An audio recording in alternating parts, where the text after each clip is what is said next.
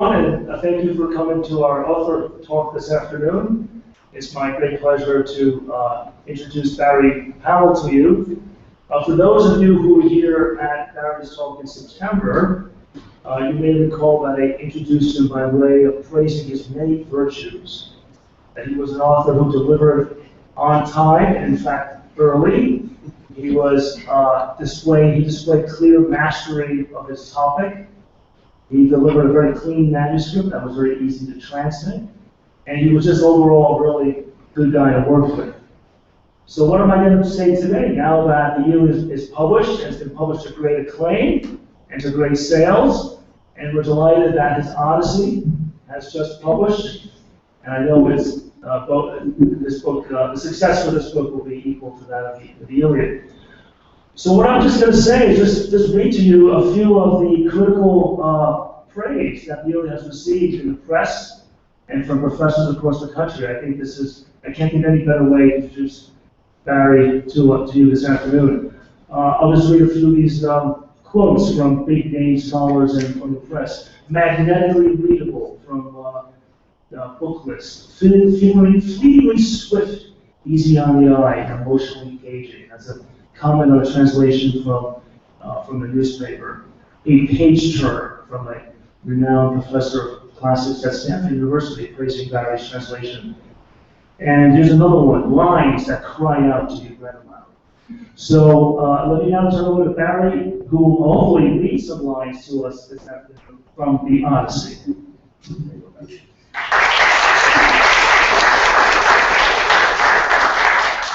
Well, thanks, Charles, for your very kind introduction. Let me see, I've been thinking about what I should say today, and I was talking to Charles about this. I could talk to you about the Odyssey, how it differs from the Illiad and things like that, or I could simply open the conversation to the audience. I'm not sure how we should go. What do you think?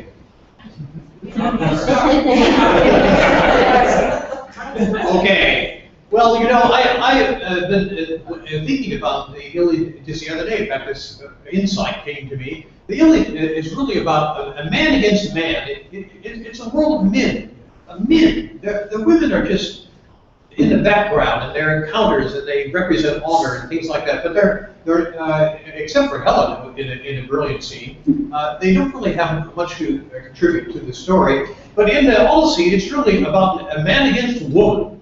The first word of the Odyssey is andros, which means a man, not human being, but the male of the species, andro, as we say in andropotheny. And so it's a story about a man and making his way through a dangerous world and finally getting home. And there he finds that his wife, who is famed for her fidelity, is being besieged by 108 men, 108 greedy, relentless suitors, and he kills every one of them except for the Pope and the Herod. He lets those two go, kills all the rest. So then he goes up to the bedroom with his wife, and he sleeps there, and then he tells the story of his adventures. But he leaves out the part about Circe, or he skips over that. The Odyssey then, in it, Odysseus constantly runs into types of women. On the shore, he meets Nausicaa, the young virgin bride. She's ready to be married. She's very sweet, and he looks like he might be pursued her for a while. Then he runs into the terrible monster, Scylla, who devours men whole. Circe, who changes men into pure animal instinct, into pigs. Circe is like, she changes that men into that running beast that live in the filth. He finally overcomes her, though, through his magic. And he has as a sponsor Athena, who is a protecting goddess. So she's up on the good side. So he constantly runs up against female types, both good and bad. It's a complete range of female types, I might say. and in the end, he is the victorious king. Now, that is an odd thing, really. This session that Homer has with the role of the sexes in the Odyssey, but I think it's central to the whole issue. What is the Odyssey? The Iliad is often taken to be a tragedy because Achilles is isolated by his anger, first toward Agamemnon and then toward Hector. He's so angry, he's just bursting at the seams. And then at the end of the poem, he looks at Priam, an old man. He sees in him a guy like his father. He says, "You're like my father. You've lost everything, and my father will soon lose me. So he'll lose everything too." And he sees in Priam something. You might say that the brotherhood of man. That he sees in Priam that is something like his own father, and he finally realizes that we're all human beings are united in our sorrow, in our grief, and in our suffering. We all suffer. Zeus has two bowls in front of his throne, and one is filled with evil things, the other filled with good things. And sometimes he mixes them up so that we get half the evil and half the good. And other times we just get pure evils. We never get this pure good. And so it's a vision of suffering, really. And at last, Achilles, he gives up his anger. That's the end of the poem. That's how it ends. When he gives up the body of Hector to Priam, he doesn't care about the ransom. He just wants to be alone by himself. In the Odyssey, on the other hand, it's often thought in the ancient world to be a comedy. Not in the sense of ho, ho, ho, but in that everything in the end, comedies actually in literature very often end with marriages, and so does the Odyssey. There's a fake marriage with a celebration, a wedding celebration downstairs to fool all the people, nearby people, into thinking there's a real wedding going on. But in the meanwhile, he's upstairs with his flagstone. There is kind of a wedding, and he kills all his enemies and restores order and we might say respectability to the So the Odyssey ends on a happy note, an up note. It's up, and in that sense, it's just the opposite of the Iliad. People used to argue endlessly about whether these poems are written by two separate men. I just can't believe it. It's one man who composed these poems, and he presents a universal vision, really, of a human life, of a life is suffering, and a life as a victory over evil, and victory over the forces that want to tear society apart in the Odyssey. Okay, maybe you have some questions. Yeah? I'm sorry, I just have to ask about Dennis Page. You're completely comfortable with the idea that the whole thing was written by the same Homer in the last book and a half? Yeah. Is not added on? No, I don't believe it for a second that it was added on. There is an ancient commentator, it's a very mysterious remark actually, but he after the death of the suitors, he says, well, the poem reaches its culmination here. It's telos, he uses telos. It's goal. And some people have taken that as meaning the poem ended here, but the story can't end there. You can't just kill all the flower of the Western Islands and walk away from it. You absolutely must deal with the situation, which is dire, that their families are going to come after you. And that's what happens at the end of the Odyssey. There's a brief skirmish between Odysseus and his followers and the parents of the men he's killed. And it's kind of a tired ending. I always thought that Homer was just so tired of the whole thing. He just bit it off.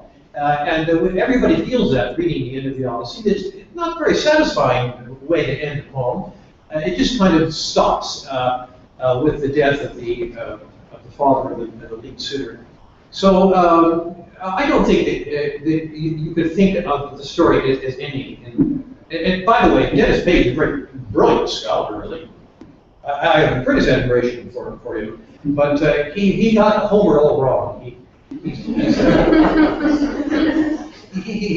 what they call an analyst. The guy likes to find that these poems are made up of different pieces, of little pieces, and so on together. That's an old argument, but I think the analyst argument is pretty much extinct these days. And most scholars agree these books are unified and are written at one time. Yeah. That's a good question. Any other questions or thoughts? Yeah. Could you expand a little bit about the idea that the Odyssey is about men versus women? What do you think is the greatest female threat that Odysseus faces, and what do you think that represents? Yeah, that's a good one. Circe is of course a very great threat. It's through her sexuality that she approaches Odysseus. She says she gives him the dinner, and then he defeats her because he has a magic root in his pocket, and her magic is not effective to turn him into a pig. And she says, "Oh well." I say, "You must be Odysseus. I heard about you. Somebody said you were going to come. So let's go to bed now." And but Hermes had warned him that if he does have sex with Circe, that she will castrate him. And so he draws his sword and he points it at her throat. He says, "You must swear first of all that you will do me no harm." He says, "Okay, I swear." And then they go to bed. So they have a happy year together. And Odysseus forgets about his homecoming. The story is about homecoming, about getting home, where life is good. When he lives with the nymph Calypso for 7 years in her cave, sleeping with her every night, he says. But in the day he goes out and weeps at the shore, thinking about his wife Fidelity. She wasn't as good looking as Calypso, not nearly as good looking, but he still wanted to go home and be with his wife. And Circe, I would say,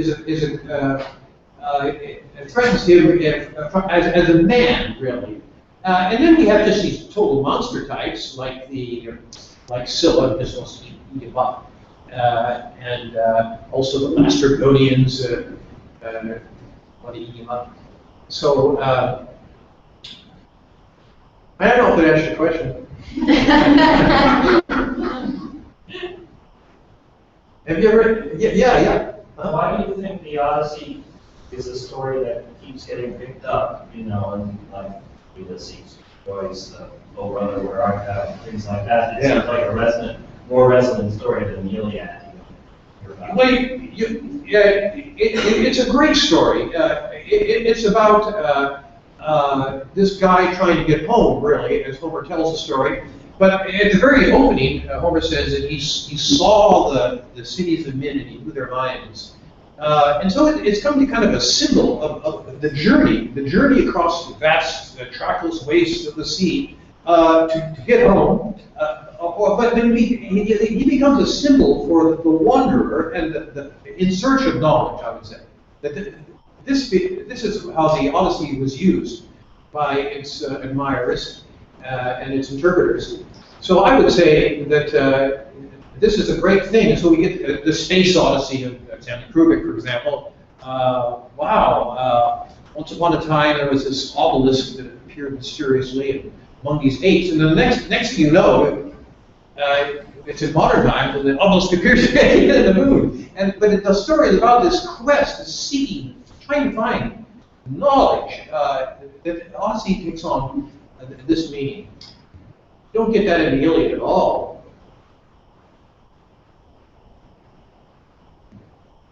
The Iliad is about honor and doing the right thing and stuff like that. But other questions? Yeah. I mean, following up on that, then, would you say that the Iliad seems to be more concentrated in the ancient Greek, I guess the ancient Greek lifestyle, for example, the way that people perceive their world, the way that they interpret it, versus the Odyssey, which becomes this more universal concept. It doesn't just root itself to the way that ancient Greek people thought, I guess, in that sense. Well, yes, the Greeks, by the way, in the papyrus finds in Egypt, we find tons of Homeric papyri, but we find about 10 Iliad papyri for every one example of the Odyssey. The Iliad was far more popular in the ancient world than the Odyssey, and that's because the ancient world was so concerned with these the questions of honor and value and doing the right thing and doing your duty and obeying your masters. These were concerns very much at the forefront of in ancient life, and the Odyssey, with its folk tale vision of man trying to get home, wasn't so relevant to everyday life, everyday concerns.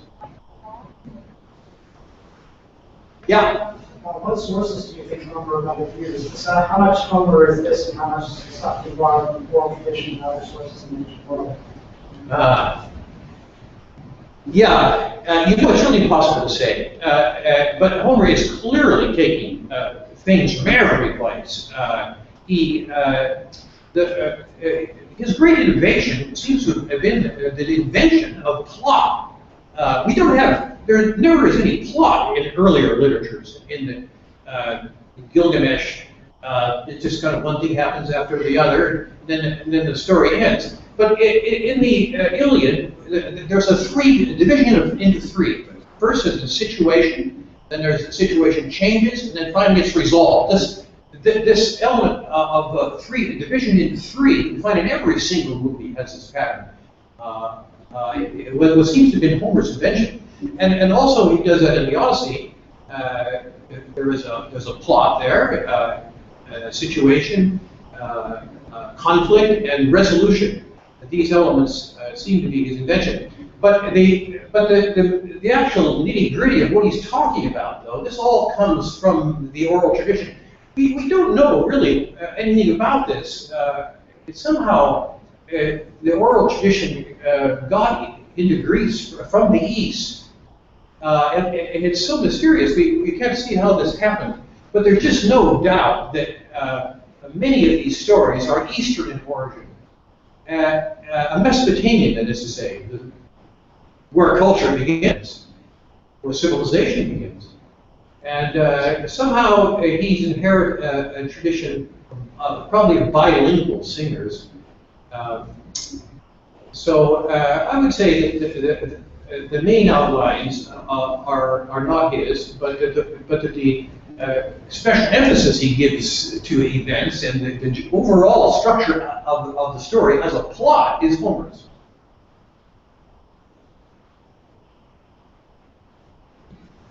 Yeah. What's your best guess about how the poems moved to the written form? Well, my own guess is that they were taken down by dictation. Homer certainly couldn't read or write himself, but somebody could, and got this idea of writing down his poems. It's a mystery how they came into being. They just appear absolutely from nowhere in about 800 BC. In 800 BC, Greece is a poor, miserable land. There's no material culture. There are no temples. Even the houses are made of mud and brick. The whole place would, if you were going to go there, you would be struck by its poverty. And suddenly, in the middle of this comes 28,000 lines of verse. It is such a mystery. And I attempted in my own scholarship to connect the invention of the alphabet actually with the recording of Homer, because I think what happened is that somebody tried to write him down. Why? I could never say. But there is an old tradition in the East of a poet singing and a scribe writing. We have this in what they call Phoenician writing. There's an example of Jeremiah. Jeremiah delivers a long speech and it's written down, and then the scroll is burned, and so he gives it again. It's something like that. But there's a tradition here of a scribe writing down poetry. And if somebody tried this with Phoenician, you knew Phoenician writing. This really did happen. And he saw that it just wouldn't work. The writing system cannot be made to record the subtleties of Homer's verse. And then he discovered invented the very writing system we use today. The main thing about that, if you were to, is that in Phoenician writing there are 22 signs about, or 25, but every single sign is exactly the same. It represents a sound, but just the consonantal part of the sound. The vocalic part of the sound you have to provide yourself as a native speaker. And so if we get a Phoenician text, we can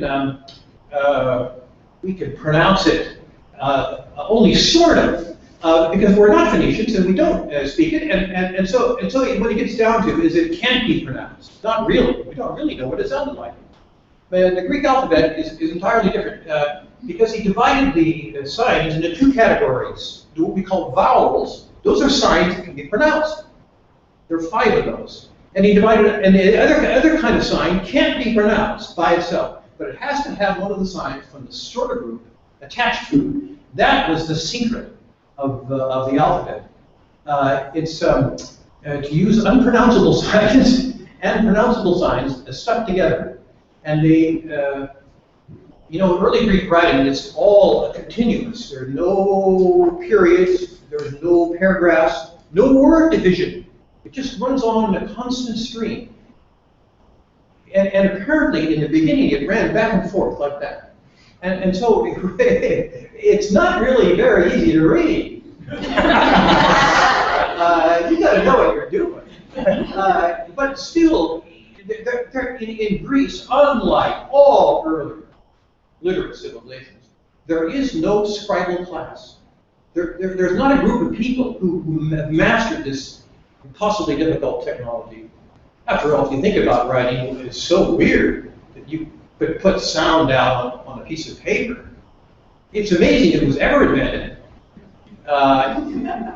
Writing is about 5,000 years old, writing of any kind. Before that, there's nothing, just silence. So we don't know how old human beings are, but maybe 1 million years old. And it took that long to make this discovery. And I think that somebody tried to write Homer down with the Phoenicians and found it wouldn't work and made this invention. He wasn't trying to reform the world. He was just trying to get Homer down on paper, on papyrus. But we know a little bit about this period. In the 8th century BC, there were the main Greeks, the forerunners, the aggressive Greeks, were Euboeans. Euboea is an island that runs along the east coast of Greece. It's kind of near Athens, very near Athens actually. And the Euboeans were great sailors. They sailed all over into the Black Sea, to Italy. They were wealthy, relatively speaking. And when we look at their tombs, I mean, we find little pieces of Egyptian pottery and things like that. Egyptian scarabs that could turn up in their tombs. They had some kind of connection with the Far East. It seems that it was in a place called Eretria, which is right across from the island of Euboea. We have found Phoenician writing together with the earliest alphabetic writing. Well, it looks like the alphabet was invented here in Euboea or near there. My thought is, after all, the Odyssey is a poem about adventures traveled in the far west. And it would more logical than the very people who had traveled in the far west were his audience, I think. So people argue about this a lot, but on the slim evidence that it does exist, that's what it seems like is going on. Yeah. Can you talk a little bit about the history of translations and then about your organization? Well, I'm not very well qualified into that actually, but the earliest translations come from the 16th century, English translations, and there have been well over 130 of them since. Translations reflect, I would say, the taste of their times. They reflect the personality of the translator. At least in my case, that's true. I translated the Greek from. I just looked at the Greek and saw, what does this Greek mean? What would it sound like to a contemporary? And it isn't so obvious, but anyway, that's the question I asked myself. And then I tried to find a modern English, jargon-free version. So that's how I approached it. But in the old translations, we might say, people approach it with fancy ideas about what poetry is. And poetry is rhymed verse, such as Alexander Pope. Has to be, every line rhymes to preceding. Or people think that poetry is highfalutin language, fancy words, stuff like that. And they put this into their translation. I don't like that. I approach it with a vision of the plain style, what the Greek really means. That's what I want to say. So they weren't concerned with fidelity to the original text, to the original form and style. Sorry? You were not so much concerned about the fidelity to Yes, I am. I was very concerned about that, about fidelity to the ancient style. Of course, there are many problems with it because the style is from oral song, and this is a literate version. This is on paper, and that isn't how it was originally. So we have to read in a translation a version of something that was once oral. And there are all kinds of problems with that. First of all, the use of fixed phrases, of epithets. How do we deal with this? They can be boring, they can be irrelevant. I had a hard time with that, with the oral features of Homer's poetry, but I decided in the end to kind of keep them. Because after all, this is an oral poem. We should be able to see that. Yeah. Any character that you would say resonates with you most, or that you have a favorite? Well, I do like Odysseus. He's kind of a shallow character, really, in the poem. He doesn't have much depth. He constantly gets into trouble, sometimes very stupidly. For example, he goes into the Cyclops cave and his men say, "Oh, let's go in there, make some giant." And something. I want to go in and get some gift tokens. That is because the Odyssey is constructed around the notion that proper behavior in society is measured by how you act at a meal. This is a deep social fact of early Greek life. So in the Odyssey, people are constantly eating. And so, as in the Cyclops cave, they get eaten. This is not very nice. This is against the rules. And this is what the suitors are doing. You see, they're eating all his pigs. And also, what's with his wife? So we have this constant play as Circe gives a banquet to Odysseus' men and turns into pigs. So there are all these rules about eating and how you should act when you're in a social environment. Now, Odysseus, one of the things that happens when you go visit somebody in ancient Greece at this time is that they give you a gift. That's part of it. A gift that you treasure that establishes a relationship between your family and their family forever. You become guest friends, it's called. It's a special convention, xenia, guest friendship. Oh yeah, I was a guest friend, and oh, he was a guest friend. And so he will take care of me when I go to his house, and I will take care of him. So Odysseus says, yeah, I want to go and get a gift from the monster that may live in this cave. And when he actually asks for the gift from Cyclops replies, well, I'll eat you last. That'll be my gift. So he does stupid things. He shouldn't be going in that cave. But of course, if he didn't go in the cave, he wouldn't have a story. So he has to be kind of stupid to get involved in all these. Yeah. How did you know that you were working from the original text? And is there an ur-text of the Odyssey and of the Iliad? I mean, when was it first written down, and how many versions are there? Right. Well, it seems to have been written down around 800 BC.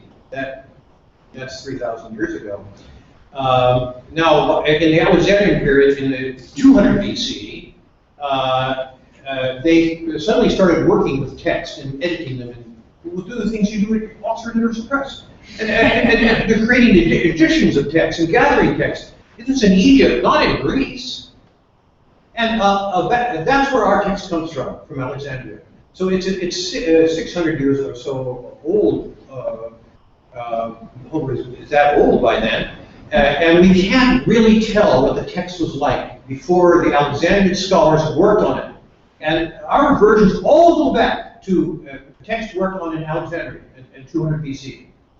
But a striking thing about the Iliad and the Odyssey is that there are not variations. They don't exist. We have little tiny changes in language, but there are not different versions of these poems, as there is, say, of the Mahabharata, the Song of Roland.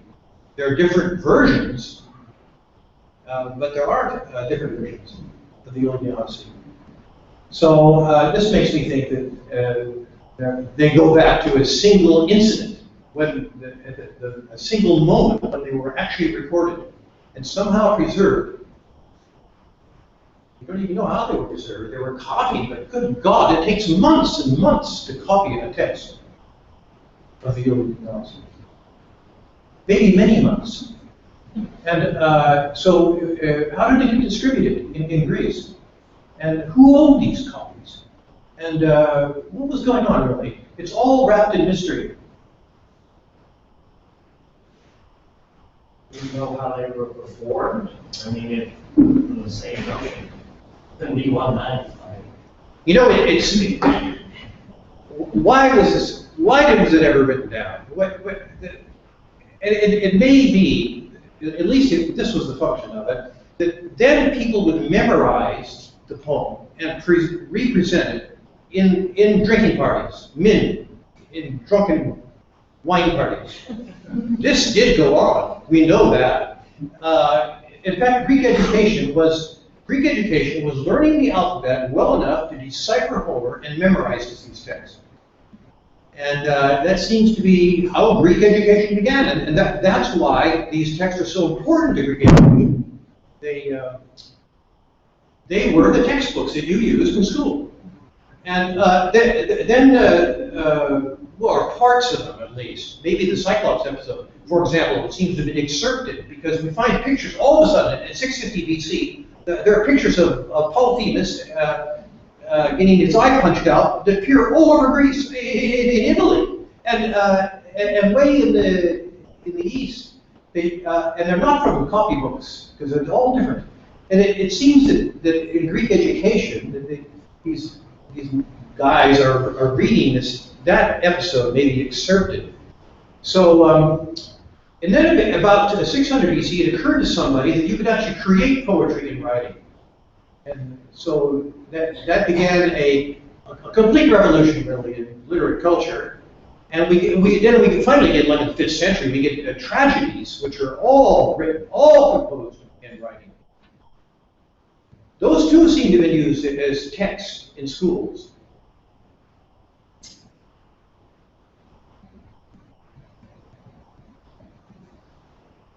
The aristocratic Greeks, that is, rich guys, they would have a tutor in poetry, and it seems that these texts of the plays, for example, and a Homer, got into the hands of the teachers. And so the educated young boys, there are many pictures of this. There's a lyre on the wall at drinking parties. So they could take the lyre down, they could pluck it, and sing a song of Sappho that they had learned in school. And this would impress their friends, and then they would increase their stats. Weird, but that's what happened. Yeah? To what extent, I have a couple questions. First one, to what extent do you think that we can trust Odysseus' narration? Does he make himself look better when he's telling Phaeacians' story than perhaps actually happened?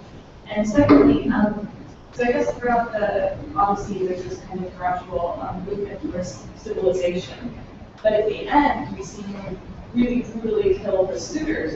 Are we meant to see that as honorable, sort of fitting with this democratic society where we see people innocent at least doing the democratic thing? Or is there a disparity there between kind of this old Iliadic code and of killing for honor and this kind of new democratic society? I don't really see the new democratic society in the Odyssey. This is a story about revenge. Revenge. Revenge is so sweet. Somebody doing you harm, you get it, and it makes a great story. The revenge stories are always good. Many movies are stories about revenge. I don't think there's any morality to it. The suitors, in fact, Homer often emphasizes how they were brutes. They were just crude guys, as young. By the way, the audience of Homer must have been old guys like me, because the young guys are the ones that all get killed. And they're all the stupid ones. They're so stupid. They think they can just do anything and get away with it. No, man. You've got to deal with superior moral forces such as my own. So I don't see that any democracy, really. It's true that they have an assembly to try to decide what to do. Yeah, But I was just thinking, in comparison to the Illiad, where you have that guy, his name is escaping me, but the guy that's described is really, really ugly. He stands up to... Thersites. Yeah. Yeah. And isn't it Odysseus who makes it? Yeah. Whereas in the Odyssey, you have these democratic assemblies. So it just seems like there's something a more democratic understanding. Yeah. I don't think that Homer was thinking about that, though. He's thinking about the power of the story of the man who takes revenge on somebody who's harmed him. There is a democratic assembly in the beginning, sort of. But they haven't met for 20 years. I don't see very much political stuff. Yeah. I was just wondering how much subtlety there is in the language. Like I'm just wondering, as a translator, there must be times when you have to make a decision, like which is the more correct meaning or which is the more likely meaning, and how you make that decision. But then I was also thinking, based on what you were saying about the invention of the alphabet, is maybe that not as much of a concern in the age? I'm sorry, how would that be a concern? Well, I guess how subtle was the writing? Mm-hmm. It's not very subtle. He's just saying this stuff according to a traditional manner of poetic expression that he's learned as a child. There are certain set ways to say things, and he doesn't care about that, except he needs to just say it what had happened. I don't see much subtlety in the language of Homer. There are places where the translator faces great difficulty about what words mean. Here's an example. Thumos is a word that means the air in your chest. And sometimes it means he felt in his chest that he was going to make this decision. Or the air in his chest went out of his mouth and he died. So the same word, thumos, it means life. And other times it means thought. And other times it means feeling. And so it has a great range of meaning. And you have to decide what it means in this particular case. That is tough, I found. And in the end, you typically have to say, well, we'll go with this. Tough, yeah. Was it more difficult to translate one poem versus the other? No, it really wasn't. They're both similar. Style similar, language is similar. There's a place in the Odyssey where he's building his boat. And we used to assign this for PhD site exams. And there are 5 words in 2 lines. And nobody knows what any of these words mean. They're just completely, whatever you think. And so we get very, very tough parts like that. There's another part in the Iliad where Priam is fixing his cart, and it's how he bound the rope to the stem and how it was attached to the yoke and so forth. It's equally obscure. So, but I would say in general they are the same style. Yeah. Going back to the oral tradition, I'm just wondering if you have any thoughts about how, if these would have been told sort of as one large, each one as one large story, or if it would have been sort of a chapter a night. Just thinking about the Odyssey in particular, sometimes I have this feeling like there are so many things going on, but it can feel almost meandering at times. Like you feel like saying to him, all right, move along, you know. So I'm wondering if some of those are because maybe, you know, you had an evening to discuss one adventure or something like that. Yeah, you know, it's clear in the Odyssey that he is dragging this thing out. Yeah, that's Yeah, I didn't want to say that. No, that's right. He uses every excuse he can to think of a new little story to make it longer. Yeah. And you know, and sometimes it's not that interesting, really. And so you have to think, why is he doing this? And my idea, we don't know, but my idea is that whoever was taking this thing down was encouraging him to make it as long as you can. And Homer readily responded because, after all, he's Homer. He's a great poet, and he controls it. So he can do it, and he did do it, and that's what we have. In the Illiad too, you know, there are parts that just go on and on. The battle scene that just go on and on. Any modern editor would just hack it.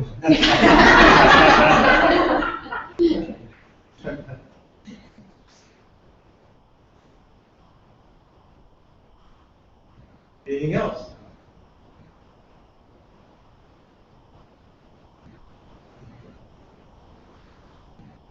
Well, let's see. I'm supposed to end at 1:45. It's now 1:40. So maybe I can make some concluding remarks. It was a great pleasure to me to translate the Iliad. So I've lived with these poems for 50 years, and it was really a joy to get in there and create English versions. I also much enjoy finding pictures to go with these scenes. I was amazed that the Greeks just knew every tiny little scene, little development that happened in these poems, so that they could recognize them when they saw them on a pop. And this just amazed me, how familiar they were with the Homeric poems. I think that's because, again, that was the basis of their education. And in fact, it remains the basis of Western education today, that you can't pretend to be educated. I don't think, unless you've read Powell's whole Odyssey.